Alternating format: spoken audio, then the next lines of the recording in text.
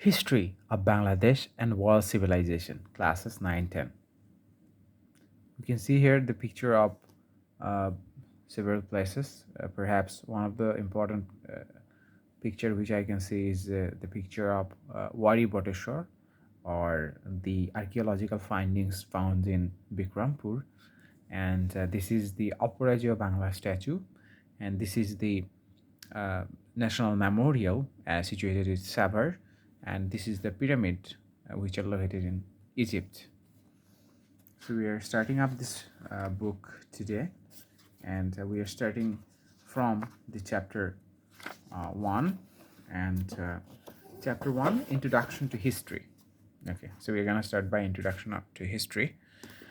The liberation war of Bangladesh took place in 1971. We achieved our victory on 16 December 1971 by defeating the Pakistani army after 9-month-long war. The liberation war of Bangladesh took place in 1971. We achieved our victory on 16 December 1971 by defeating the Pakistani army after a 9-month-long war.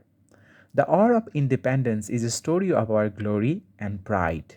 We have many such glorious events in our national life. If you want to know about them, you have to study the history of Bangladesh. In fact, history presents the truth. In order to have a deep insight into history, you must know the elements and the types of history. Let us begin with what is history? What are the elements and classifications of history? What are the ways of writing history? What is the necessity of studying history? This chapter focuses on these issues. Therefore, by the end of this chapter, you will be able to explain concepts, nature, and scope of history and heritage, be able to describe elements and classifications of history, be able to discuss the usefulness of studying history, be interested in history and heritage. The concept of history and heritage. The meaning of history, itihash, comes from two words itho, meaning ঐতিহ্য or heritage. Heritage is related to habits, education, language, art, culture, and literature of the past which move on or merge to the future. History is a means to pass traditions from the generation to generation. Historian E.H. Carr defined history as an endless conservation. Historian E.H. Carr defined history as an endless conversation between the present and the past. We all know that our present is based on the past. History is the factual narration of the past and its evolution. Nowadays, history also narrates contemporary events that is known as contemporary history. Hence, the range of history is extended from the remote past to the present. The Bangla word of history, itihash, is a combination of two fragments, itho, itiho, plus as. It means it was like, or this, or it happened. The similar opinion is also expressed by another historian, D.D. Johnson. He says that history is what has happened. If anything is yet to happen, that is not history. The English word history comes from a Greek word historia.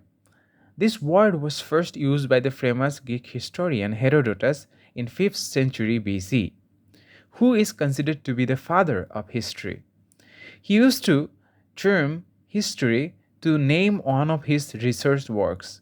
Herodotus believed that the ultimate objective of history is to seek and record what exactly happened. In his research, Herodotus analyzed different aspects of the war between the Greeks and the Persians. For example, he recorded different information he could collect, important incidents that took place during the war, and the victories of the Greeks had. His objective was to inspire next generations for bravery and heroic deeds, so that next generation would not forget those events. Herodotus was the first person who combined the two concepts, history and research, together. Thus, history turned to a science, became completely information based and a subject to research. Historian Rapson thinks that history is the continuous and scientific description of events. The father of modern history, the German historian Leopold von Ranke, thinks that history means the research and the true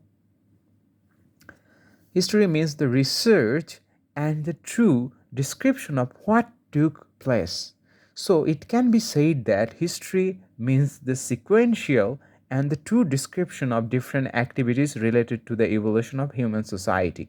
Authentic history is also written based on facts. Sources of history. Sources of history refer to the facts and findings used to establish historical truth. These elements can be divided into two categories, namely the written sources and unwritten sources. The written sources. The written sources of writing history include literature, overseas accounts, documents, etc.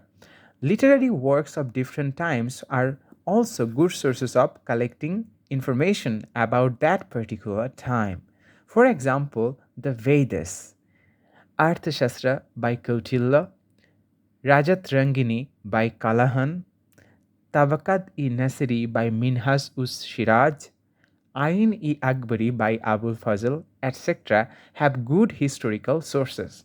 Again, the narrations or description of these overseas travelers are also considered as important sources of history. The description of the Chinese travelers Fa Hien, Huan and Yixing, who came to Bengal respectively from 5th to 7th century, are some of the wonderful written sources of history. The description of this region are also available in the writings of African traveler Ibn Battuta and others. We can learn about society, economy, politics, religious practices, rituals, and customs of that time of this region from these descriptions. Literary sources of history include fairy tales, myths, and stories. The Tibetan writer Lama Tamatha uses historical sources of the Pala dynasty. He describes how the founder of the Pala dynasty, Gopala, ascended to the throne, but that was done in a very imaginative, literary way. Thus, there are hidden truths behind the stories, and the job of a historian is to find them out through proper analysis and research. Besides, the government documents such as proceedings, file notes, and letters also reveal substantial historical truths.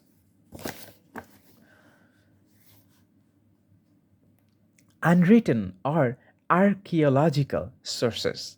Unwritten or archaeological evidences refer to those things or sources from which we can get a variety of historical information about a particular time, place, or person. All archaeological edifices, such as place of a person, edifices such as coins, inscriptions, all archaeological edifices such as coins, inscriptions on stones or copper, column inscriptions, and buildings belong to the unwritten elements. Scientific experiments and analysis of these elements disclose the social, political, economical conditions of that time. It helps us understand about the civilization, religious practices, lifestyles, urbanization, utensils used, trade and business, agricultural tools, etc. of the ancient people. For example, we may think about the archaeological sites of the Indus civilization as well as those of Mahastangir, Paharpur, and Mayanamati of Bangladesh. The new archaeological discoveries can change even the history of a nation. For instance, we can consider the new discoveries of Wadi Bateshwar at Narshindi. Wadi Bateshwar in Narshindi, the archaeological relics found in Wadi Bateshwar are proofs of urban civilization in Bangladesh even 2500 years ago. This discovery is going to open a new horizon about the ancient civilization in the Bengal. Since the discovery is changing many old ideas, the history of the Bengal needs to be written afresh in near future. Classification of history. With the advancement of human society and civilization, people have been writing history on many new subjects. As a result, the scopes of history are expanding. History is incessantly connecting the past events to the present generation. In that case, it is difficult to classify history. In addition, people, their society, civilization, and lifestyle lie close to each other as the subject matter of history.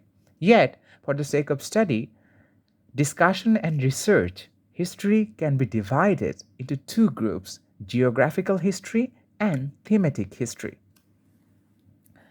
Geographical aspect or geographical history. It tells about the context, especially the place and time related to the history being written. History can again be divided into three groups for the advantage of understanding from the perspective of geographical situation, such as local or zonal history, national history, and international history. Thematic history. Thematic history refers to history which is written based on a particular subject. The scope of thematic history is very wide, yet it can be generally be divided into five parts, such as political history, social history, economic history, cultural history, and contemporary history. Subject matters of history. Subject matters of history. History is the evidences and written documents of chronological changes of people, their society, and civilization. One of the modern historians, Vico, believes that the inception and growth of human society and institutions are the subject matters of history. Therefore, all the important achievements that contribute to the development and progress of human society and civilization are the elements of history. For example, art, culture, literature, philosophy, sculpture, politics, warfare, religions, laws, etc., which as a whole directly or indirectly influence society and civilization, are the parts of history. Nature of history. History is different from other branches of knowledge. Its formation and presentation are also different. A discussion on the characteristics of history will give a clear conception about it. Firstly, history reconstructs the past through authentic information. Secondly, the focus of history is the chronological progress of human society and civilization.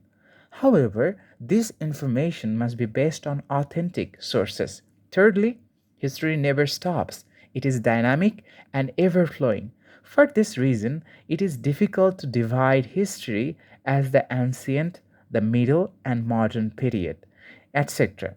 Again, the trends of changes did not take place in all countries at the same time.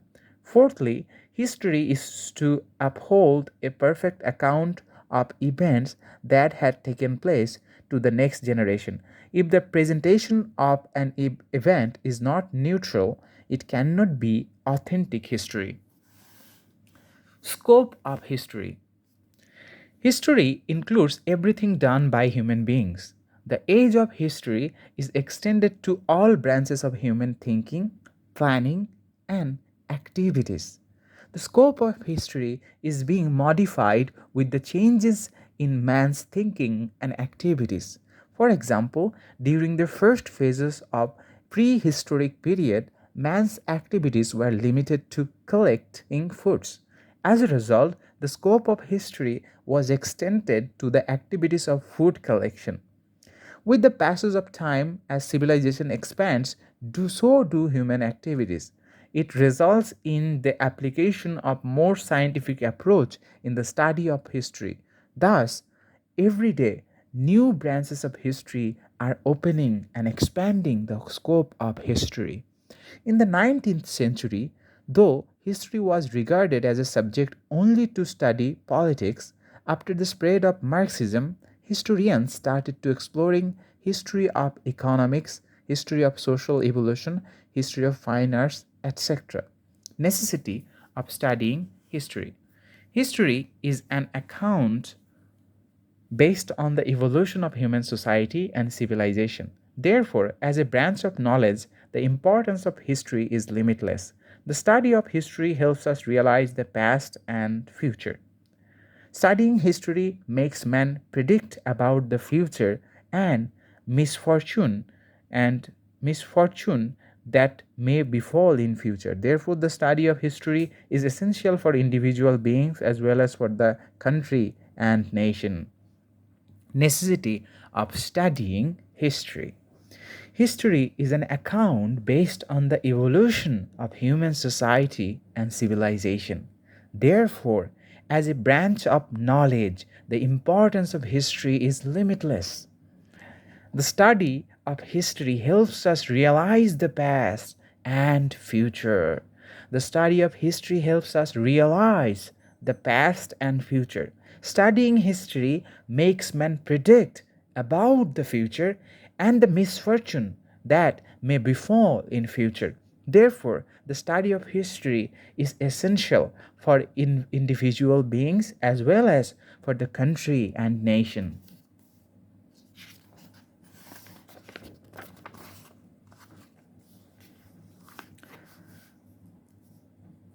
Increasing knowledge and dignity. The factual accounts of the past helps increase our knowledge. When this account is about one's own country, its struggle, glory, or heritage, it incurs patriotism. This helps become self determined and self reliant. Thus, the study of history is so imperative to develop nationalism and national unity. Enhancing awareness. Knowledge of history increases awareness among people.